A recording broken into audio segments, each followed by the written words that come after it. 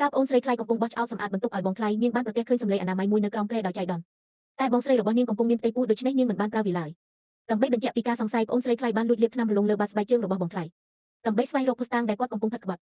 លុះដល់ទីភ្លឺបងថ្លៃពិតជាលួចចេញទៅណាត់ជួបខណៈបងស្រីកំពុងគេងលក់គាត់ស្មានថានឹងគ្មានអ្នកណាដឹងឡើយតែមិនដឹងថាបាតជើងរបស់គាត់បានបន្សល់ទុកស្នាមនៅលើឥដ្ឋនោះទេពេលបងថ្លៃទើបតែចេញទៅប្អូនស្រីថ្លៃក៏ប្រញាប់ដើរតាមស្នាមជើងនោះភ្លាមពិតមែនហើយនាងបានឃើញបងថ្លៃកំពុងស្និទ្ធស្នាលជាមួយលេខាស្រីប៉ុន្តែប្អូនស្រីថ្លៃមិនបានចូលទៅខាត់ខាំងឡើយផ្ទុយទៅវិញនាងបានទូរស័ព្ទទៅម្ដាយក្មេករបស់បងស្រីដែលនៅឯបរទេសពេលដឹងដំណឹងនេះភ្លាមអ្នកស្រីក៏ជិះយន្តហោះឯកជនត្រឡប់មកវិញភ្លាមល្អណាស់នេះឬដែលឯងថាបានផ្ដាច់ទំនាក់ទំនងអស់ហើយនោះលែងខ្ញុំទៅបងឆឹងលីងជួយខ្ញុំផងម៉ាក់ឈួតហើយមែនទេតើអ្នកណាហ៊ានប៉ះពាល់នាងលោកស្រីធំមានបញ្ជាឲ្យនាងលើកជង្គង់ស្រែកថាក៏ខ្ញុំជាស្រីកំណានក្បីដងបើមិនដូច្នោះទេនឹងចាក់អក្សរលើមុខរួចដង្ហែតាមផ្លូវព្រោះវែងនាងចេញទៅខ្ញុំជាស្រីកំណានខ្ញុំមិនហ៊ានទៀតទេម៉ាក់គឺនាងទេដែលមករកខ្ញុំចិត្តបានទទួលមរតកហើយម៉ាក់មិនអាចដូរកូនប្រសារពេលនេះទេ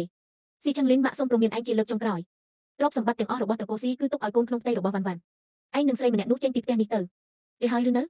លីនវ៉ាន់មានស្រីថោកទាបចេញមកក្រៅភ្លាមឯងអាងតែកូនក្នុងពោះនឹងមែនទេទើបហ៊ានមកធ្វើចរិតបែបនេះដាក់ខ្ញុំបើឯងផឹកថ្នាំនេះទៅតើឯងយកអ្វីមកប្រកួតជាមួយខ្ញុំទៀតចុះមិនក៏ជាយាយចាស់ឯងទៅវិញចុះមីលីនវ៉ាន់នៅឯណាមីថោកទាបហ៊ានធ្វើបាបកូនចៅត្រកូលស៊ីផលតើអ្នកណាឲ្យសេចក្តីក្លាហានដល់ឯងតើមានរឿងអ្វីកើតឡើងបងឆឹងលីនជួយខ្ញុំផងម៉ាក់បងចង់សម្លាប់ខ្ញុំហើយខ្ញុំគ្រាន់តែចង់មកសួរសុខទុក្ខបងស្រីតែគាត់បែរជាចង់សម្លាប់ខ្ញុំទៅវិញម៉ាក់ស៊ីវមានចិត្តល្អណាស់ហេតុអីម៉ាក់វីនាងបែបនេះម៉ាក់វីតែមនុស្សថោកទាបមិនស្គាល់ខុសត្រូវដូចជានាងនឹងឯងជំរាបសួរម៉ាក់ខ្ញុំជាសង្សាររបស់បងឆឹងលីនខ្ញុំបានយកកាដូយ៉ាងពិសេសមកជូនពលថ្ងៃខួបកំណើតម៉ាក់មិនក៏ជាយាយចាស់ឯងទៅវិញទីនេះគឺជាផ្ទះត្រកូលស៊ីបើម៉ាក់មិននៅទីនេះតើឲ្យម៉ាក់ទៅនៅឯណាកុំមកធ្វើពុតឲ្យសោះបងឆឹងលីនជ្រើសរើសខ្ញុំហើយឯងនៅមានមុខនៅផ្ទះត្រកូលស៊ីទៀតកុំស្មានថាឯងចេះបញ្ចូលលោកស្រីធំហើយអាចអង្គុយលើតំណែងកូនប្រសារស្រីបានឲ្យសោះតើឯងដឹងដោយរបៀបណាថាលោកស្រីធំនឹងឲ្យមីស្រីកញ្ជ្រោងដូចជាឯងជប់ផ្ទះនោះគឺដោយសារបងឆឹងលីនស្រឡាញ់ខ្ញុំស្ទើរលេបចាំពេលខ្ញុំបានគ្រប់គ្រងរតកកិច្ចការដំបូងដែលខ្ញុំត្រូវធ្វើគឺបណ្ដេញឯងចេញពីផ្ទះនេះពិតជាមិនចេះអៀនខ្មាស់មែនត្រកូលស៊ីមិនស្វាគមន៍ស្រីកំណានឡើយអ្នកដែលមិនត្រូវបានគេស្រឡាញ់ទេទើបជាស្រីកំណាននេះគឺជាគ្រឿងអលង្ការដែលបងឆឹងលីនឲ្យខ្ញុំបើស្គាល់ខ្លួនឯងប្រញាប់ចេញទៅកុំឲ្យខ្ញុំប្រើហិង្សាសូមអរគុណភ្ញៀវកិត្តិយសទាំងអស់ដែលបានចូលរួមសូមគោរពអញ្ជើញម្ចាស់ក្រុមហ៊ុនពិតប្រាកដលោកស្រីស៊ីឡើងមកមានប្រសាសន៍ឯងគឺជាលោកស្រីស៊ីមែនទេគ្រឿងអលង្ការរបស់ខ្ញុំនិយាយចាស់ឈួតនេះពួកឯងឈប់ភ្លាមចាំមើលចុះពេលបងឆឹងលីនមកដល់គាត់នឹងមិនលើកលែងឲ្យឯងឡើយល្អណាស់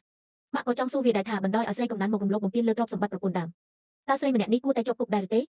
មីស្រីថោកទាបហ៊ានមកលោឡានៅទីនេះផងគួរតែបណ្ដេញចេញយូរហើយលោកស្រីធំកុំប្រឡូកប្រឡាក់ជាមួយមនុស្សថោកទាបបែបនេះអីគឺទេបើឯងនៅស្គាល់ពាក្យថាខ្មាស់អៀនប្រញាប់ចេញពីទីនេះទៅពួកឯងនាំគ្នាព្រោះធ្វើបាបតែខ្ញុំម្នាក់ឯងមែនទេខ្ញុំនឹងទូរស័ព្ទទៅបងឆឹងលីនឥឡូវនេះឲ្យគាត់មកសម្លាប់ពួកឯងទាំងអស់គ្នា